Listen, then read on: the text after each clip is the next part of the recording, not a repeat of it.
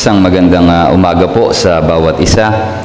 And this morning, we are going to continue our series in our topic, or coming from a book by Dean Insira, entitled The Unsaved Christian, Reaching Cultural Christianity with the Gospel. And tayo po ay nasa panglimang lesson na for this, which is going to be reaching the cultural Christians with the true gospel.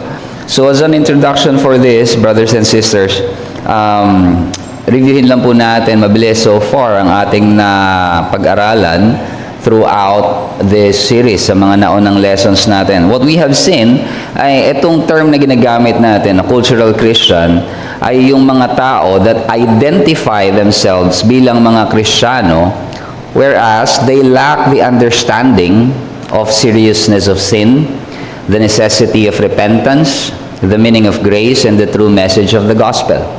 And this is why ang goal ng book na ito ay ipakita somehow for us na when we think about missions, when we think about missionary, it's as if na kailangan umalis, lumayo, and the mission field is always outside, malayo. But in reality, there is a mission field na napakalapit sa atin, and minsan it's even within our own churches. At itong mga taong ito na kinakailangang maabot ng ebanghelyo ay mga tao na talagang nag-a-identify na sila as Christians. So minsan hindi mo kagad sila mapapansin dahil parang camouflage.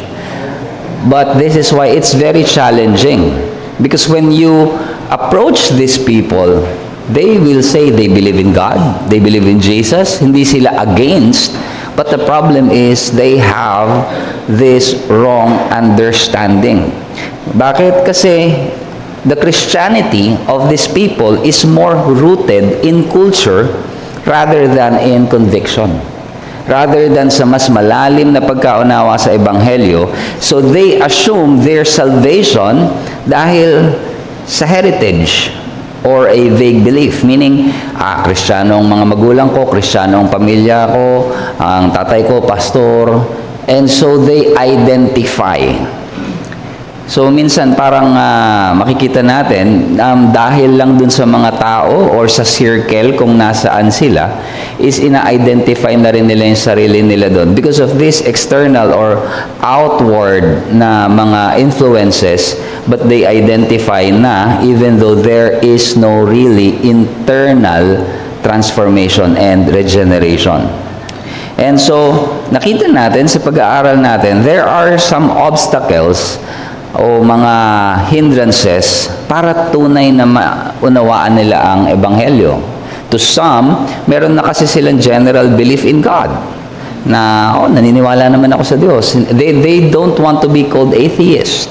Kapag sinabi mo na sila ay atheist, baka ma-offend sila because they're not. They believe in God. So they think simply by having this vague belief in God ay enough na ito. Or yun nga, nabanggit na natin, heritage, or meron silang sariling values. Meaning, para sa kanila, enough na yung morality na kanilang kung paano sila namumuhay, good, yung kanilang mga good works, or character is enough. Ito na yung kanilang value. Or may rite of passage. Yung rite of passage, may nakita natin, ito yung they prayed a prayer. Nanalangin sila, tinanggap na nila ang Panginoong Hesukristo sa pamamagitan ng isang panalangin, or lumapit sila sa altar, o lumapit sila sa unahan, lumapit sila sa nag-respond sila in one way, or yung iba sa mga ibang circle is nabautismuhan, na i-baptize na sila even though they don't understand the gospel, o kaya na may nabinyagan sila. And so because of that, this rite of passage, they are thinking na they're okay. But in fact, they are ignorant of what is Christianity. And so may danger because minsan nakakarinig tayo ng mga testimonies galing halimbawa sa isang lifestyle na makasalanan, talagang from a life na talagang malalim ang sa kadiliman, and then they found out that they have hope in Christ at sila ay nabago. And kita natin yung transformation talaga dito. But when it comes to cultural Christians, ang danger dito at ang mahirap dito is because they did not come from that kind of lifestyle. Mula pagkabata nila, they can be someone na nanggaling na sa church. Lumaki na sa church, laki sa Sunday school, alam lahat ng Bible stories. And so as they grow up, involved sila sa mga church life and sa mga kanilang paglaki, ay they might identify that this is the group where we belong. And so, pwedeng yung kanilang assumption ay they're okay as long as they're here. And nandito pwedeng pumasok yung danger of self-righteousness. So, ang danger of self-righteousness is they take satisfaction with their level of personal righteousness. So, parang i-compare nila, okay, ganito lang din naman siya, ganito rin ako, I'm okay. So, they take pride in their achievements. So, nadjustify nila yung kanilang sarili sa mga standard of morality nila. Minsan, dahil laki sila sa isang religious yung background, kapag pumunta sila sa mundo, sa office or sa school, at makikita nila yung lifestyle ng ibang tao, they would say, uy, I'm better. I'm okay. Kasi hindi ganun yung lifestyle ko. But the problem with that is nafe-feed yung self-righteousness. If we remember, and we know this very well, yung sa Luke 18:11-12, ang sabi dyan ng Pharisee, standing by himself, prayed thus, God, I thank you that I am not like other men. Extortioners, unjust, adulterers, or even like this tax collector. I fast twice a week. I give tithes of all that I get. Nasaan yung kanyang pride? Ano yung ipinagpapasalamat niya? Panginoon, salamat. Ang buti ko. God, I thank you. Ang buti ko. To the point na ang sabi pa niya, ang buti ko, hindi kagaya nitong tax collector. Kasama niya nagpe-pray. Katabi niyang nagpe-pray yung tax collector doon. And then sabi niya, I thank God na hindi ako kagaya nito. So, ganun siya ka-self-righteous.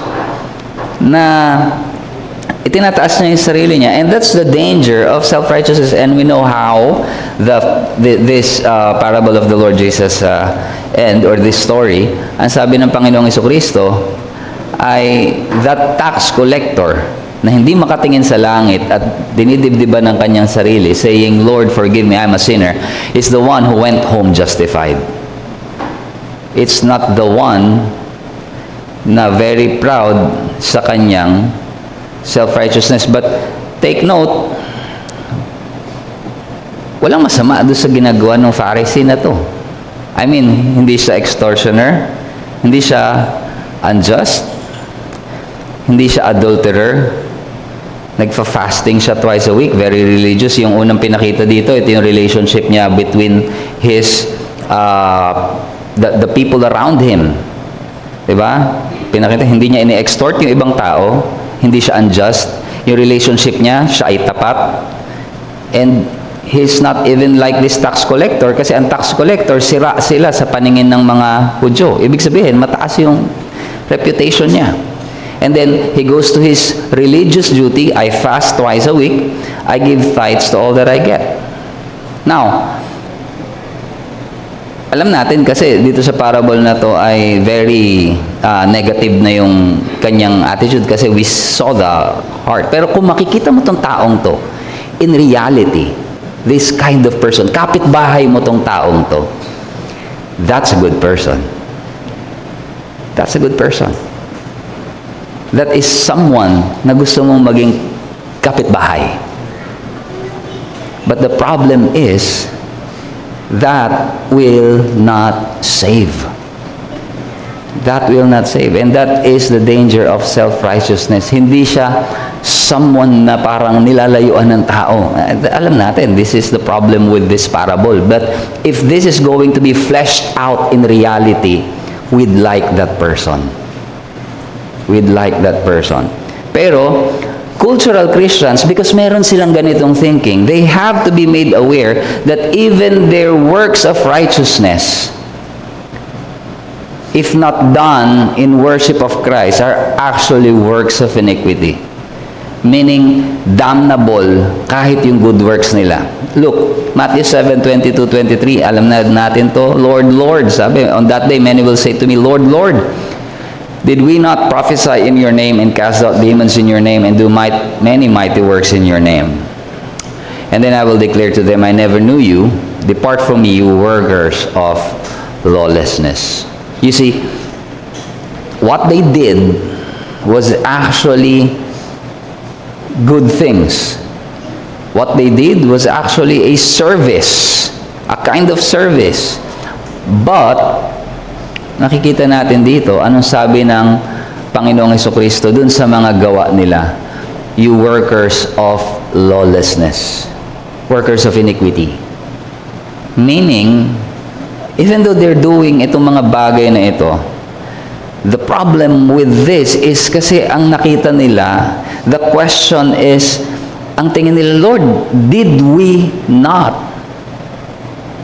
Ang tinitignan nila, yung ginawa nila, did we not? Di ba ito yung ginawa namin? What they don't see is kung ano yung ginawa ni Christ. Did you not? Yun dapat. Did you not die on the cross for my sin? Pero ang kaso, they're looking at their own works. Yun yung basis ng kanilang kaligtasan. I'm actually gumagawa sila ng mga gifts pa to. Mga gifts of the Spirit pa tong binanggit nila. Prophesying, casting out demon, and doing many mighty works in your name. And those are flashy things. Ito yung mga bagay na nakikita mo.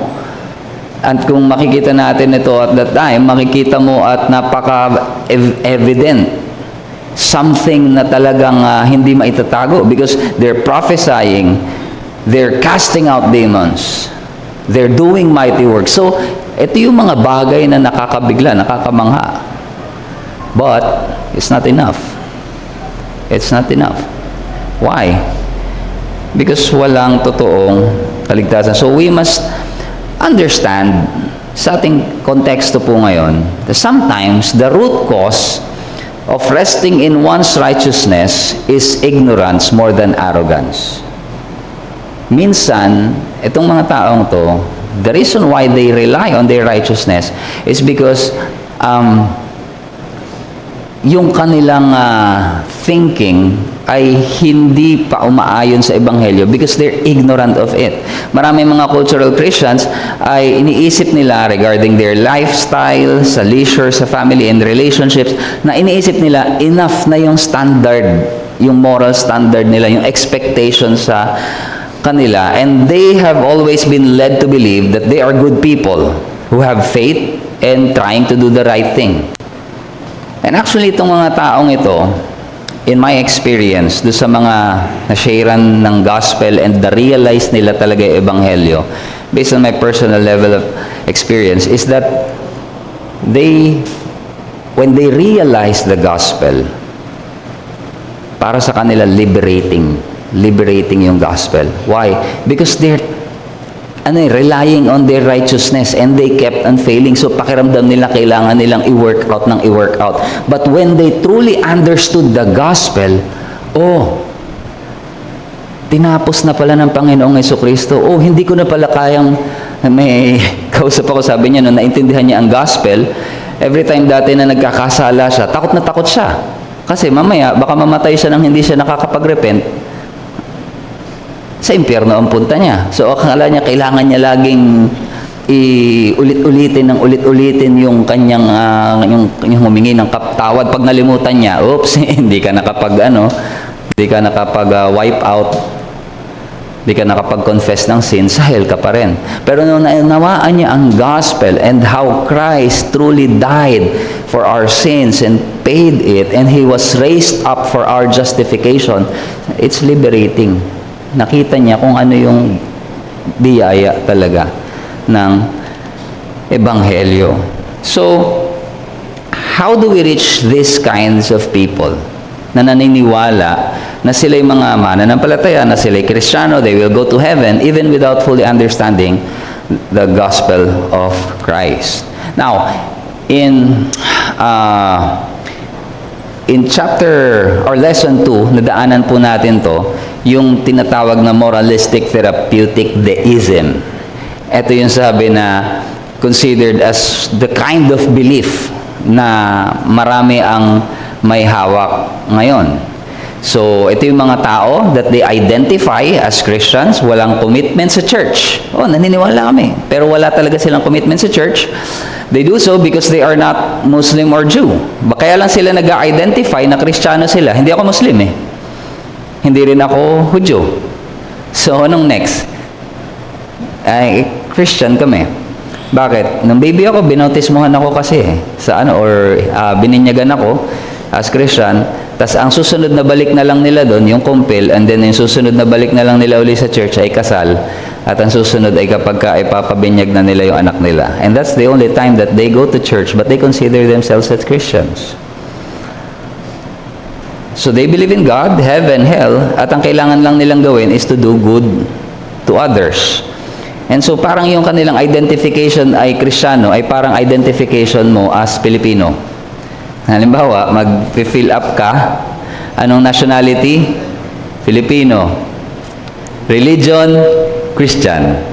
So parang ganun na lang yung kanilang pagiging Kristiyano. They just identify as Christian because that's it. So, to understand how to minister to these people na humahawak sa ganitong view. Now, when we say, para kasing ang bigat ng term, moralistic, ibig sabihin lang nito, yung kanilang mindset is meron lang silang sense of morality. Kailangan lang do good, do good, do good. Therapeutic, meaning yung Christianity is something to make you feel better. Is something to make you feel good about yourself. And deism, in a sense na yung dei, kasi parang it points to may God. There is a God out there. So ito yung kind of religion na yon, na merong standard of goodness na make feel good for them because they hold to this religion dahil may Diyos dyan somewhere. So this is the kind of spirituality na ini-embrace nila. So although the term seems parang ambigat alalahanin, moralistic therapeutic deism, yun lang yun. Yun lang yung ibig sabihin nito. So, tignan natin. Balikan natin yung mga belief na meron itong mga taong to, and then let's try. Kung meron tayong nakilala o na ganito, how do we answer it? So, first, belief number 1, this kind of belief na a God exists, so may Diyos, who created and ordered the world and watches human life on earth. Okay. These kinds of cultural Christians, wala silang concept. Para sa kanila, pareho lang kayo ng actual belief. So in their minds, yung pinapaniwalaan mong Diyos, yun din yung pinapaniwalaan nila. Kung kanino mo ibinigay ang buhay mo, dun ko rin binigay ang buhay ko. Now, the thing here is don't start by telling. Instead, ikaw yung magtanong sa taong ito kung ano yung belief nila.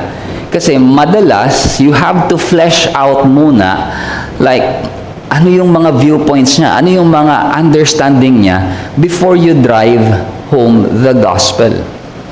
Kung ano yung pagkakaunawa niya sa kanyang belief, sa kanyang faith. So, ako na may naniniwala sa Diyos. Siya ang lumikha, tama naman yun, and binabantayan niya ang human life on earth. Pwede mong interpret yun na, naniniwala siya sa Creator and He believes in providence. Pero possible na hindi ganun yung kanyang belief. Merong mga agnostic. What are agnostic? Para sa kanila, ang Diyos ay lumikha, and then, ginawa niya ang lahat perfect, everything is in order, and then step back, watches from afar. Pero hindi siya nakikialam. And because this God is so high, we cannot know God in a sense by our own reason, by our own discovery, by our own knowledge. So ganito yung view ng mga agnostic. And in a sense, pwede natin sabihin they're right. Pero while we cannot know God on our own terms, God made Himself known in Christ through His Word. That's why ang tawag natin sa salita ng Diyos is revelation. Because it was God who revealed Himself so we can know Him. So ngayon, kapag may kausap tayo, kailangan natin munang malaman kung ganito yung belief niya, anong pagkakakilala mo sa Diyos? How do you define God? Paano mo siya tinitignan? Paano mo siya nakilala? And if this person says, well, sa akin kasi, para basta sa akin, ang Diyos ay mapagmahal. That's it. Saan galing yung kanyang basis na yon? So we have to show them later on, kapag na-flesh out na natin kung ano yung kanilang belief na ito, and then tsaka natin i-drive, makikita natin na mas malinaw, paano natin i-approach? Paano natin ito ipapakita sa kanya? And so we show them the scripture. So we know that general belief in God's existence is not enough to save. Even demons believe. So ganun yung pinakang, even demons believe. Kaya sabi dyan sa James 2:19, and they shudder. So hindi enough na masabi ng isang tao na ako'y naniniwala sa Diyos. So take time and care, help to guide them na maintindihan. Ito yung focus nyo. Who is God? Who is God? Who is God in your understanding? Saan nanggaling yung pagkaunawa mo sa Diyos? Is it a God that is crafted by your own mind? So kung ganun, saan nanggaling itong iyong konsepto ng Diyos? Now, belief number 2, God wants people to be good, nice, and fair to each other as taught in the Bible and by most world religion. Kaya minsan itong mga taong to, ang para sa kanila, lahat okay eh. Lahat ng religion is fine because as long as yan lang din naman ang tinuturo ng iba't ibang religion eh, that you do good to one another. So, cultural Christians believe religion teaches great lesson. Para sa kanila, iba't ibang packaging lang yan, and it can contribute to common good, help people become better. At para dito sa mga cultural Christians na to na nag-identify, para sa kanila, yun nga, kagaya na nabanggit kanina, minsan ang pinakang driving force nila dito, yung love. Love is usually the primary goal. Love lang. So, in fact, dahil dito sa ganito yung view, partly, pwede silang lumayo sa'yo kasi ikaw yung extreme. Ewan ko, napapansin niyo yun. Kasi yung version mo ng Christianity, ang extreme, ikaw yung nagiging exclusive at close-minded. Kapag sinabi mo, ay, pinagbabawal ng Diyos yan. Para sa Diyos, it's just one man and one woman yung marriage. Uy, exclusive kayo.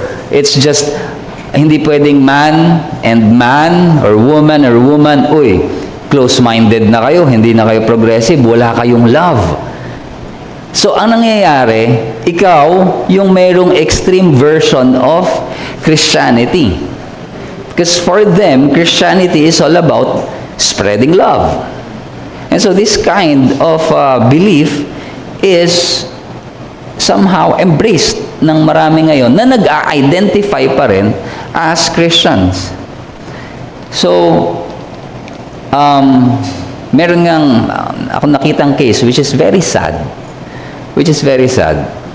Dahil merong isang inadopt na bata from an agency ng dalawang same-sex couple. Parehong lalaki. Nag-adopt sila ng bata. Dalawang bata. And they were molested and being sold sa child pornography. Ang nakakalungkot doon, yung agency na nag-approve ng adoption at pinanggalingan ng mga batang ito ay Christian agency. And they allowed it. But they identify as Christians. A Christian agency allowing these children to be adopted by same-sex couples na ganun yung nangyari. And that's very sad. Dahil so-called Christian, ayun yung tanong nga doon sa mga comment section, Christian agency, pumayag. Well, because they are identifying na ngayon as ganun love. And so, those who are true gospel-believing Christians, sila yung naniniwala tayo, yes, that God wants people to be good and fair. Pero yung reason nito, hindi dahil tayo yung mabuti. It is because a reflection of who God is. It is because He is good, just, and merciful. At nakita natin yon through the person of Jesus Christ in His gospel. And tayo ay niligtas lang din. And that is why, etong mga taong ito, pwede natin silang i-challenge. Pwede nating tanungin na, so, if God wants you to be good, nice, and fair, what happens kapag hindi mo ina-exhibit itong mga bagay na to? Meron bang consequence? When these good qualities ay nawawala sa'yo, does God care? Or wala lang din? So, pwede nating i-challenge ito kasi nag-ooperate yung kanilang mindset ng cultural Christians na in a way na para bang madalas yung good deed nakakancel yung bad deed. Kaya nga sabihin nila, naririnig niyo siguro yun, makapagsimba, makapagbawas ng kasalanan. Yung good deed, pagsisimba, ay makakabawas ng kasalanan. So parang may ganun mindset, which is actually just a Christianized version ng karma. Ito yung idea ng karma Tapos, kinristiyanize lang nila by applying it to Christian actions. Christian deeds. So, they have to understand, ang kailangan natin ipakita sa kanila, if that is true, anong reason bakit bumaba ang Panginoong Jesucristo and lived a sinless life? And so, kailangan nila makita that it matters.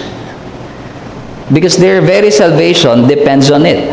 So, yung focus ng conversation natin sa kanila with this kind of people is make them realize our sinfulness. Kasi ang iniisip nila, I'm good, I'm nice. Ito naman yung but the thing is, kailangan nila makita yung kanilang sinfulness and their need for a perfect Savior. Belief number 3, ito yung aim naman para sa kanila. The central goal of life is to be happy and to feel good about oneself. Ang kanilang mentality is, do what makes you happy, always speak your truth. If that's true for you, good. Yan yung truth mo Yan yung faith mo. So this mentality was adopted by many, for whom faith is not about the gospel. Yung pananampalataya ay hindi tungkol sa pananampalataya sa Ebanghelyo ng Panginoong Hesus. Basta yung faith nila is for the better. Ito yung purpose ng faith is to make themselves better. Or sentimentality, or paano ka makakakope sa mga problema sa mundong ito. Parang ito yung pinakang purpose ng Christianity, ng Christian faith. How to live your life better here. Parang ganun. Paano ka, para siyang crutch para harapin ang harshness ng mundong ito. Ayun ang nangyayari dun sa kanilang belief ng Christianity, which is why kailangan yung goal nila lang is to feel good. Hanggat wala kang natatapakan tao, this is okay. And in their view, God is like a genie helping us to achieve our personal ambitions. Parang sa mga kanilang goals, sa kanilang trabaho, sa kanilang career, as if yun yung focus ng Diyos sa kanila. Pero kailangan nila makita from Scripture that God doesn't promise us that we'll achieve our dreams. Rather, ang pangako niya sa atin, regardless of what happens, He will be with us, He will never abandon us, He will carry us through the completion of our salvation. At gagamitin ang lahat ng sandali ng ating buhay to make us more like Christ. Kasi para sa kanila, the central goal of life, be happy, feel good about yourself. But the Scripture is telling us that the goal ng Diyos, the purpose of our election nga, ang sabi sa Ephesians 1, is to make us to be in the image of Christ. Also in Romans 8. So, these people need to understand that God does not exist to make us happy, but we are the one who exists to glorify God with our lives. As we all know, the chief end of man is to glorify Him and enjoy Him forever. Sabi ng Westminster Shorter Catechism. And so, belief number 4, God does not need to be particularly involved in one's life except when God is needed to resolve a problem. Ito yung belief ng iba. Alam niyo yun, nakikita niyo to, may mga friends siguro kayo na parang yung lifestyle niya, hindi mo makikitaan ng any hint ng pagiging spiritual o Kristiyano, and then all of a sudden, pag bigla silang nagkaroon ng problema, Lord, I give to you everything. Nakikita mo, biglang ganun yung mga post, biglang it's all about God. And then pag nawala na yon, they're back to normal. Kasi, para sa kanila, ang Diyos nandyan to solve their problems. That it means Jesus does not interfere with your life. But, eto, alam natin, following Jesus does interfere with our life. Reality ito sa isang Kristiyano. Pero sa isang cultural Christian, God is always available. Lagi lang siya nandyan. Para siyang nasa isang hotline. Pero walang mababago. I have my own faith. Ito yung pananampalataya ko. So, para lang siyang hotline that when you need, call tech support. Parang ganun ang kanilang tingin sa Diyos. So they believe in a kind of God who exists. Siya yung gumawa ng mundo, defines yung moral order, pero hindi siya magiging personally involved sa buhay mo. So God is treated as if He is a divine butler. Parang pag tinawag, lalapit. Pag hindi na kailangan, wait na lang ulit. Or a therapist who is always on call. So, He takes care of any problem that may arise. Ito yung kanilang tingin sa Diyos. Ang Diyos ang talagang kailangan mag-solve ng kanilang mga problema and helps people to feel better about themselves. Pero, He remains personally distant, uninvolved in their lives. Meaning, sa mga desisyon nila sa buhay, sa mga ginagawa nila, it doesn't matter. So, with this kind of people, our focus, sabi ni Al Mohler pala dito, basahin lang natin, this is a good one. Al Mohler remarks that we now face the challenge of evangelizing a nation that largely considers itself Christians, overwhelmingly believes in some deity, considers itself fervently religious, but has virtually no connection to historic Christianity. So, parang yung paligid natin ngayon, there are people who are actually claiming to be Christians, pero wala talaga silang, kung titignan natin, any picture of biblical Christianity. And so, for these people, our focus must bring them to an understanding na ang ebanghelyo ng Panginoong Jesucristo, it demands obedience. Now, take note, we are not saying that your obedience will save you. But those who are saved are marked by obedience. Kaya nga sabi ng Matthew 28:19-20, Go therefore, make disciples of all nations, sabi sa Great Commission, baptizing them in the name of the Father and of the Son and of the Holy Spirit, teaching them to observe all that I have commanded you. All that I have commanded you. Observe all that I have commanded you. And also in Romans 1:5-6, ang sabi ni Pablo that they have received this apostleship. We have received this grace and apostleship to bring about the obedience of faith for the sake of His name among all the nations, including you who are called to belong to Jesus. So, those who belong to Jesus, ay kailangan magpakita ng obedience of faith. So, our life bilang mga mananampalataya should be marked by obedience. So, merong interference ang Diyos sa buhay ng isang tunay na mananampalataya. And lastly, belief number 5, and this is very familiar siguro na naririnig natin, good people go to heaven when they die. But the question there is, how good is good enough? Paano mo malalaman that you have enough goodness in you to go to heaven? And of course, maraming tao, pag tinanong mo yan, they cannot provide an answer. Pero sa mga wake services, sa mga funeral, dito natin maririnig, nagiging mabuti bigla yung mga taong pagkawala na.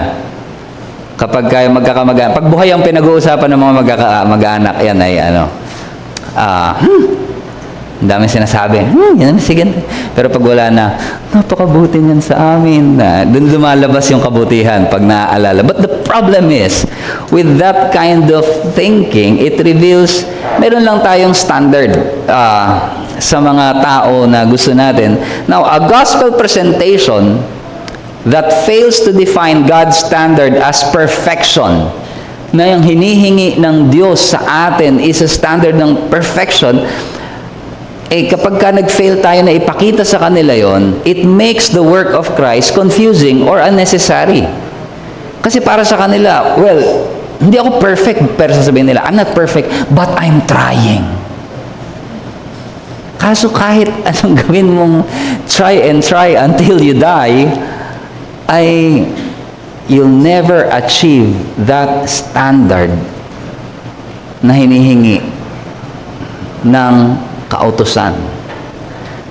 And in that sense, kailangan nilang makita ito. If good people go to heaven, and we can be good, na pwede naman pala tayong maging mabuti sa sarili nating kakayanan, bakit namatay si Kristo? Then Jesus died for nothing. Ayun ang sinasabi ng Galatians 2:21 ni Paul. I do not nullify the grace of God. Hindi ko binabaliwala ang biyaya ng Diyos. For if righteousness, kung ang katuwiran were through the law, kung sa pamamagitan lang ng pagsunod sa kautusan, pwede na akong maging matuwid, then Christ died for no purpose. Ang linaw ng sinabi dito ni Paul. You cannot earn righteousness. Hindi ka maaaring magkaroon ng katwiran sa sarili mo kahit pa pilitin mo sundin ang kautusan. Kasi that would mean you're nullifying the grace of God. Ano yung framework? Saang framework ka gumagana? Are you using the framework of the law or the framework of grace? And so in that sense, kailangan natin dalhin ng mga taong to a realization that their good works earns them no merit. At kailangan i-challenge yung kanilang belief na ito, and that can begin their understanding kung ano talaga yung biyaya, ano yung ebanghelyo ng biyaya. And so our conversation with them should focus on God's standard of holiness. Bakit ito yung standard ng Diyos? So that they will see how much they need a perfect Savior. Now, in that sense, makikita natin mga kapatid, there is a need to apply the gospel to the heart of the issue. Meaning, kailangan muna nating maintindihan yung konteksto ng mga taong ito to whom we are speaking to. Essential siya to be faithful and effectively communicate the gospel. Even though nag-identify na sila as Christian, because itong mga cultural Christians na ito, hindi nila nire-reject yung Christianity outright. Madalas, meron lang silang sariling version nila na na-shape nung culture nila, na-shape ng assumption nila, incomplete. Kulang-kulang yung ideas nila patungkol sa scripture. Kagaya nga na nakita natin, it's more on ignorance. So, because of this, kung hindi natin aalamin yung kanilang pagkakaunawa, pwede tayong magsalita sa kanila and everything will just pass by. Hindi nila ito tunay na mauunawaan. And if we simply present the gospel na hindi natin ina-address itong mga issues na to, pwede nilang i-interpret. Halimbawa, sinabi mo na, ikaw ay naligtas sa biyaya.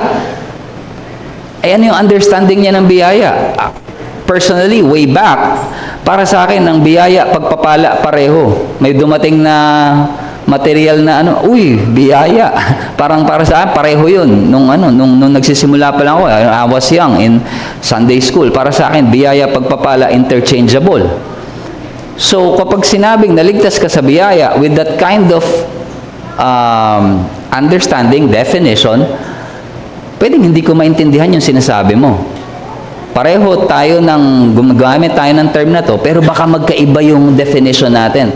So, kailangan muna nating i-flesh out. Anong pagkaunawa mo sa biyaya? Anong pagkaunawa mo sa kabanalan? And so, in this way, understanding their belief allows us to ask better questions, engage more meaningfully, and guide them towards seeing the gap sa katalagang kanilang pagkakaunawa sa ano yung pinaniniwalaan nila, kung ano talaga yung itinuturo ng salita ng Diyos. So it helps us to move the conversation from vague spirituality sa specific claims of the gospel, kung ano talaga yung nakasulat sa salita ng Diyos.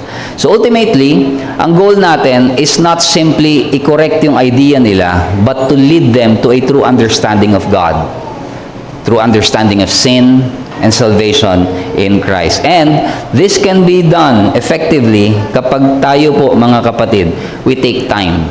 We take time to understand where they are coming from. If we are going to evangelize these kinds of people, hindi enough yung, upo ka dyan, pakinggan mo, may presentation ako sa iyo ng mga 10 to 15 minutes, and when I'm done, that's the gospel, embrace it no matter kung tatanggapin mo, intindihin mo or not. No, that's not evangelism. That's not something na talagang magagrasp nila. Kailangan natin unawain with this kind of people na nag-a-identify na as Christian, ano yung kanilang pagkakaunawa. And so, with that, brothers and sisters, we end our lesson for this morning, Reaching Cultural Christians with the True Gospel. Meron po ba kayong mga paglilinaw, katanungan before we end? We still have a few minutes left. So, before po tayo mag-close in prayer.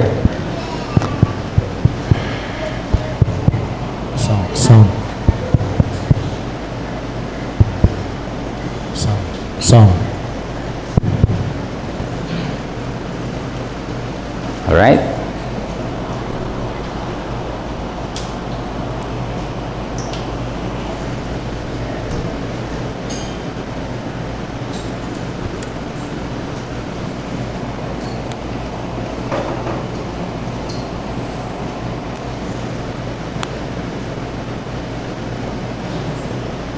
Okay.